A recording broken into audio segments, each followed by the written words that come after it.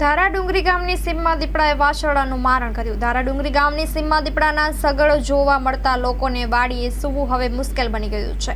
સુરેન્દ્રનગરના સાયલા તાલુકાના ધારાડુંગરીની સીમમાં જાદવભાઈ ખોડાભાઈ ઉદરેજાની વાડીએ દીપડાએ વાછરડાનું મારણ કર્યું છે। સાયલાના ધારાડુંગરી ગામની સીમમાં દીપડાના આટાફેરા જોવા મળી રહ્યા છે। ધારાડુંગરી ગામની સીમમાં ગત રાત્રે આશરે 3:01 વાગ્યાની આસપાસ દીપડો પહોંચતા ખેડૂતોમાં ભયનો માહોલ જોવા મળી રહ્યો છે। દીપડાને પાંજરામાં પકડી પાડવામાં આવે તેવી ખેડૂતો માંગ કરી રહ્યા છે, જેથી દીપડો લોકો તથા પશુનું મારણ ના કરે। સમગ્ર ઘટના જાણ થતા ખેડૂતોએ ફોરેસ્ટ વિભાગ તથા તલાટી સરપંચને જાણ કરી છે। ખેડૂતોએ સરકાર સમક્ષ વળતર સહાય પેટે રકમની માંગણી કરી છે। Story report by જયસિંહભાઈ Sarola, Sayla. આ જાદવભાઈ ખોડાભાઈની વાડીએ વાસળો મારી નાખેલ છે દીપડાએ।